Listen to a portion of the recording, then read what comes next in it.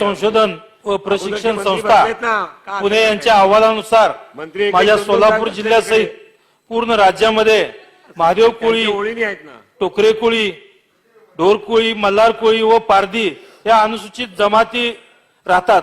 त्यामध्ये 2011च्या जनगणनेनुसार सोलापूर जिल्ह्यात 51,919 महादेव कोळी जमातीचे लोक राहतात.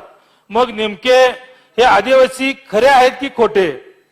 अध्यक्ष महोदय, कारण या लोकांना प्रांताधिकारी जात प्रमाणपत्र देत नाहीत आणि जरी दिलं तरी प्रमाणपत्र पडताळणी समिती पुणे जात वैधता प्रमाणपत्र देत नाही. त्यामुळे या लोकांना शबरी घरकुल योजना, बिरसा मुंडा कृषी क्रांती योजना तसेच विद्यार्थ्यांना शैक्षणिक लाभ यापासून त्यांना लाभ मिळत नाही. तसेच आदिवासींच्या कोणत्याही योजनेचा लाभ या जमातीला मिळत नाही. तसेच समुद्र किनारपट्टीवर राहणाऱ्या व पारंपरिक मासेमारी करणाऱ्या कोळी समाजाला देखील कोणतेच लाभ मिळत नाहीत. अध्यक्ष महोदय बोलू द्या. सकाळच्या लक्षवेधीमध्ये सुद्धा माझं नाव होतं तरी बोलू दिलं नाही. अध्यक्ष महोदय, महादेव कोळी समाजाचा मोठा प्रश्न आहे, थोडस बोलू द्या, कारण विस्तृत बोलल्याशिवाय पुढे कळणार नाही. अध्यक्ष महोदय, ही लोकसंख्या गृहीत धरून 1976 पासून आदिवासी विकास निधी घेतला जातोय. पर ही लोकसंख्या गृहीत धरून राजकीय आरक्षण घेतलं जातंय. सोलापूर जिल्ह्यासाठी आदिवासी विकास प्रकल्प कार्यालय स्वतंत्र आहे. अध्यक्ष महोदय, मात्र सवलती द्यायच्या वेळेला मात्र या लोकांना प्रशासन बोगस ठरवत आहेत. या लोकसंख्येच्या आधारावरती आदिवासी विकास निधी घेतला गेला आहे.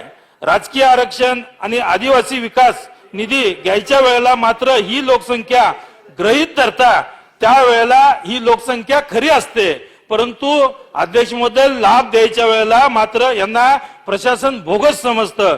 अध्यक्ष महोदय, माझे हे स्पेसिफिक प्रश्न आहेत की राज्यातील महादेव कोळी, टोकरे कोळी, कोळी डोर, कोळी मल्हार जमातीला जातीचे प्रमाणपत्र व जात वैधता प्रमाणपत्र सुलभरित्या विना अट मिळण्यासाठी मार्च महिन्याच्या अखेरपर्यंत शासन आदेश निर्गमित करणार काय? आणि दुसरा स्पेसिफिक प्रश्न अध्यक्ष महोदय, आतापर्यंत या जमातीला आदिवासी गृहीत धरून या लोकसंख्येच्या आधारे घेतलेला आदिवासी विकास निधी त्या लाभार्थ्यांना मिळालेला नसेल तर तो निधी अध्यक्ष महोदय कुठे गेला याची चौकशी करून त्याचा अहवाल शासन सभागृहात सादर करणार काय? आणि अध्यक्ष महोदय, शेवटचा प्रश्न, किनारपट्टीवर राहणाऱ्या कोळी समाजावर व पारंपरिक मासेमारी करणाऱ्या कोळी समाजावर अभ्यास करण्याकरता तज्ञांची समिती नेमणूक त्यांना देखील आरक्षण कसे देता येईल याकरता शासन सकारात्मक कारवाई करणार का? सभापती महोदय, या ठिकाणी सन्मान्य सदस्यांनी सांगितलं की टोकरे कोळी असतील, महादेव कोळी असतील, मल्हार कोळी असतील यांना सर्टिफिकेट मिळत नाही अशा पद्धतीचं त्यांनी या ठिकाणी सांगितलंय. आपल्याला सांगू इच्छितो की सोलापूर मध्ये प्रामुख्यानं पुणे समितीने जवळजवळ 26,932 सर्टिफिकेट दिलेली आहे आणि राज्यामध्ये 1,08,759 सर्टिफिकेट दिलेली आहे. त्याच्यामुळे जे पात्र असतात, जे काही निकष ठरवून दिलेले आहे ते निकष जे पूर्ण करतात त्यांना आपण या ठिकाणी सर्टिफिकेट देत असतो. प्रामुख्यानं त्यांचे प्रिमिटिव्ह ट्रेड्स असेल, भिन्न संस्कृती, भौगोलिक वेगळेपणा आणि सर्वसाधारण समाजाशी संपर्क ठेवण्यातील बुजरेपणा व मागासलेपणा हे निकष जे जे पात्र करतात त्यांना आपण त्या ठिकाणी देत असतो. पूर्वी या ठिकाणी कमी समित्या होत्या, आता आपण समित्या वाढवलेल्या आहे जेणेकरून त्यांना त्या ठिकाणी सर्टिफिकेट दिले जाईल.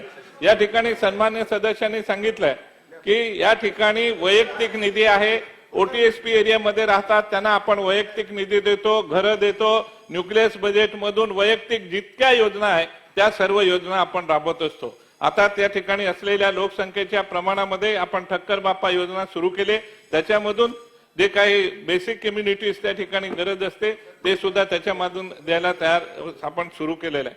सन्मान्य सदस्यांचं म्हणणं आहे की त्या ठिकाणी सकल चौकशी करून सर्वे करून त्या ठिकाणी हे सर्टिफिकेट देण्याच्या बाबतीमध्ये आपण सांगितलं पाहिजे. आपण TRTIच्या मार्फत अशा पद्धतीचे सर्वे करायचे आपण निर्देश दिलेले आहे. ते सर्वे आल्याबरोबर त्याच्यामध्ये निश्चितपणाने योग्य ती कारवाई करूया. राजेश पवार. धन्यवाद अध्यक्ष महोदय.